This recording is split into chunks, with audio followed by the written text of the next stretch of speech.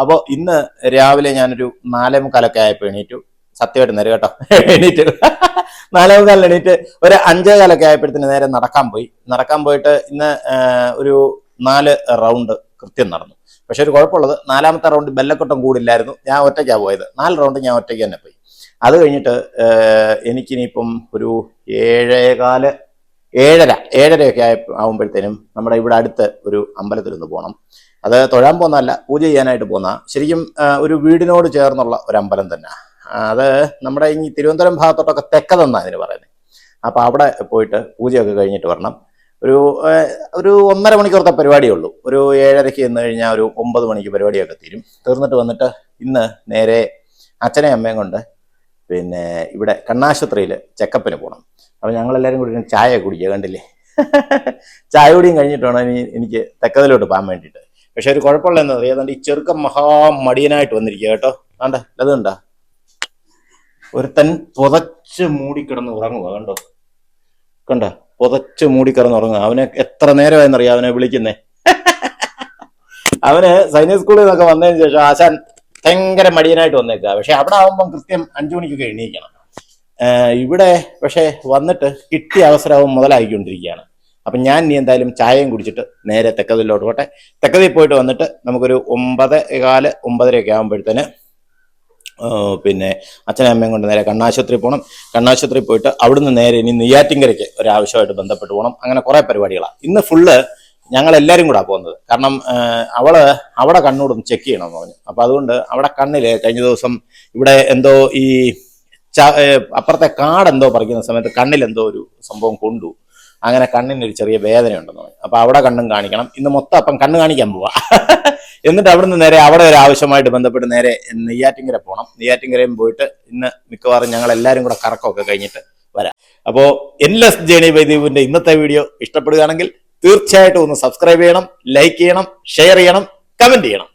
വേണ്ടേ ബെല്ലക്കുട്ടൻ ഇന്ന് അവനെ നടക്കാൻ കൊണ്ടുപോകാത്തത് കൊണ്ട് അവളുടെ കൂടി ഇങ്ങനെ നടക്കുക.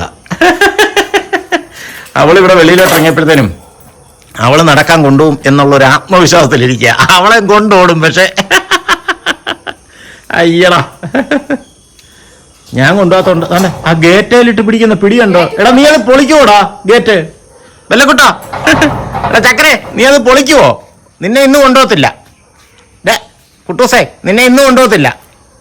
ഇന്ന് നേരെയല്ലേ നിന്നെ കൊണ്ടുപോകാൻ. ഇല്ലെങ്കിൽ നിന്റെ അമ്മയോട് പറ കൊണ്ടുപോകാൻ. അവിടെ നിന്നോ, നിനക്ക് ഇഷ്ടം പോലെ സ്ഥലമുണ്ട് ഇവിടെ കളിക്കാൻ കേട്ടോ. നാളെ കൊണ്ടുവാ. അയ്യോ നാളെ കൊണ്ടുവാ. അയ്യോ എന്നെ ആരെങ്കിലും ഒന്ന് കൊണ്ടുപോകൂ, പാവം ചെറുക്കൻ.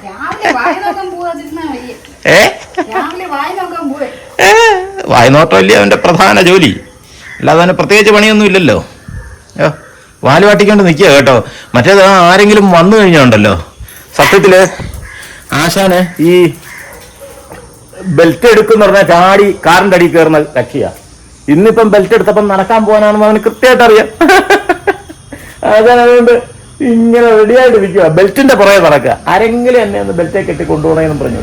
അയ്യോ കൊള്ളാം. എന്തായാലും ഞാൻ ഇനി എന്തായാലും പോട്ടെ, എങ്കിൽ താമസിക്കുന്നേ.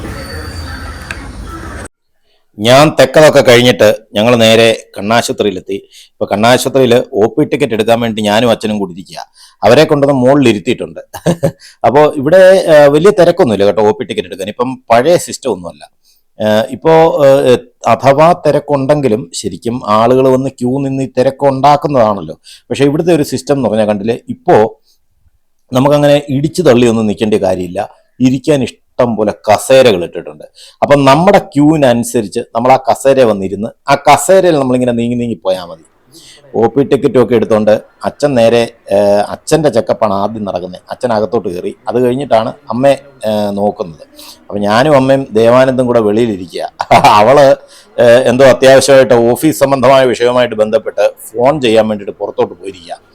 ഇനിയിപ്പോൾ അടുത്തത് അമ്മയും കൂടെ ചെക്കപ്പ് ചെയ്തതിന് ശേഷം വേണം ബാക്കിയുള്ള പിന്നെ ട്രീറ്റ്മെൻറ്റിനെ കുറിച്ച്, അച്ഛൻ്റെ ട്രീറ്റ്മെൻറ്റിനെ കുറിച്ച് നമുക്കറിയാൻ പറ്റത്തുള്ളൂ. കാരണം രണ്ടുപേരുടെയും ചെക്കപ്പും കാര്യങ്ങളും എല്ലാം കഴിഞ്ഞതിന് ശേഷമേ ഫർദർ ട്രീറ്റ്മെൻറ്റ് എന്താണ് നടത്തേണ്ടത് എന്നുള്ളതിനെക്കുറിച്ച് നമുക്ക് കൃത്യമായ ഒരു അറിവ് കിട്ടത്തുള്ളൂ. ഇനിയിപ്പോൾ അടുത്തത് അമ്മയ്ക്ക് ഇനിയിപ്പോൾ പ്രത്യേകിച്ച് ട്രീറ്റ്മെന്റ് ഒന്നും വേണ്ടി വരും തോന്നുന്നില്ല. ഗെയ്സ്, അങ്ങനെ നമ്മൾ കണ്ണാശുപത്രിയിൽ നിന്നൊക്കെ ഇറങ്ങി എന്നിട്ട് നേരെ താഴെ വന്ന ഇവിടെ രുചി ഹോട്ടലിൽ നിന്ന് ഊണുമൊക്കെ കഴിച്ചിട്ട് നേരെ ഇനിയിപ്പോൾ നെയ്യാറ്റിൻകരയ്ക്ക് വിടാൻ പോവാണ്. ഹോസ്പിറ്റലിൽ കയറിയിട്ട് വേറെ പ്രത്യേകിച്ച് വിശേഷമൊന്നുമില്ല. അച്ഛൻ്റെ കണ്ണ് മാത്രം ഇനി ഓപ്പറേഷൻ വേണമെന്നാണ് അവർ പറഞ്ഞത്. പക്ഷെ അമ്മയുടെ കണ്ണ് ഏകദേശമൊക്കെ ക്ലിയറായി, വേറെ പ്രശ്നങ്ങളൊന്നുമില്ല. അപ്പോൾ ഇനി നമുക്ക് നേരെ പെട്ടെന്ന് നെയ്യാറ്റിൻകരയ്ക്ക് വിടാം. ഇന്ന് വേറൊരു ഏറ്റവും വലിയൊരു വിശേഷമുള്ളത് ഇന്ന് തൃക്കാർത്തികയാണ്. അപ്പോൾ എനിക്ക് വൈകിട്ട് അമ്പലം ഉണ്ടായിരുന്നുകൊണ്ട് ഞാനങ്ങ് പോയി. പക്ഷേ ഇത് ഞാനില്ലാത്ത സമയത്ത് ഇവർ മാത്രമായിട്ട് ഷൂട്ട് ചെയ്ത പരിപാടിയാണ് കേട്ടോ. വീട്ടിൽ ഈ തൃക്കാർത്തികയ്ക്ക് വിളക്ക് കത്തിക്കുന്നതും കാര്യങ്ങളൊക്കെ എല്ലാം കൃത്യമായിട്ട് അവർ ഷൂട്ട് ചെയ്ത് റെഡിയാക്കി എടുത്തു വെച്ചിട്ടുണ്ട്. അപ്പോൾ അത് ഞാൻ ജസ്റ്റ് നിങ്ങളൊന്ന് കാണിച്ചു തരാം. സത്യത്തിൽ ഈ തൃക്കാർത്തികയുടെ ആഘോഷത്തിൽ ഞാനില്ല കേട്ടോ, എനിക്ക് അമ്പലം ഉണ്ടായിരുന്നു. പക്ഷേ ഞാൻ ഇവിടെ ക്യാമറയും കാര്യങ്ങളൊക്കെ വെച്ചിട്ട് പോയതുകൊണ്ട് അവരിത് നല്ല ഗ്രാൻഡായിട്ട് ഷൂട്ട് ചെയ്യാൻ തീരുമാനിച്ച് അവരെല്ലാവരും കൂടെ അടിപൊളിയായിട്ട് ഷൂട്ട് ചെയ്തിരിക്കുക. അങ്ങനെ നമ്മുടെ സന്ധ്യ ആയ സമയത്ത് അമ്മ നമ്മുടെ വിളക്ക് കത്തിക്കുന്നിടത്ത് വിളക്കുമൊക്കെ കത്തിച്ചിട്ട് ഇനി ഈ വിളക്ക് കത്തിച്ച സ്ഥലത്തു നിന്നാണ് ഇനി ദീപം പകർന്ന് ബാക്കിയുള്ള സ്ഥലങ്ങളിലേക്ക് വിളക്കൊക്കെ കത്തിക്കാൻ പോകുന്നത്. ഞാൻ എൻ്റെ വിശദമായ കാര്യങ്ങൾ കൃത്യമായിട്ട് കാണിച്ചു തരാം.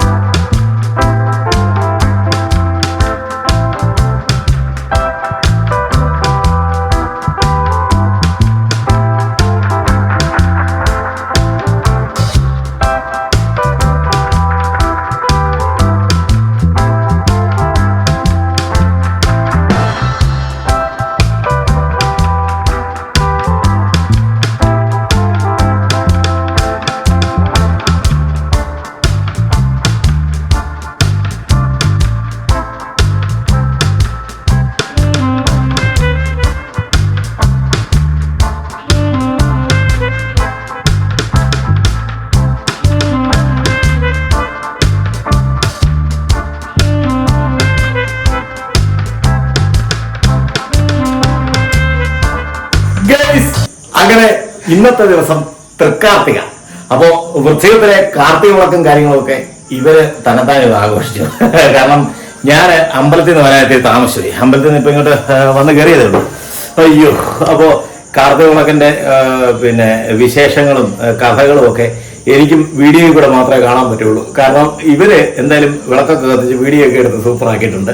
ഞാൻ അമ്പലത്തിൽ നിന്ന് പിന്നെ വരാൻ താമസിക്കുകയും ചെയ്തു. അമ്പലത്തിലായതുകൊണ്ട് എനിക്കിത് ഈ പരിപാടിയോട്ട് പങ്കെടുക്കാൻ പറ്റിയില്ല. അപ്പോൾ എല്ലാ ജേനിപൈതിന്റെ ഇന്നത്തെ വീഡിയോ ഇവിടെ വെച്ച് നിർത്തുന്നു. കാർത്തിക വിശേഷങ്ങളുടെ ഇന്നത്തെ വീഡിയോ ഇഷ്ടപ്പെടുകയാണെങ്കിൽ തീർച്ചയായിട്ടും എല്ലാവരും സബ്സ്ക്രൈബ് ചെയ്യണം, ലൈക്ക് ചെയ്യണം, ഷെയർ ചെയ്യണം, കമന്റ് ചെയ്യണം. Okay, by.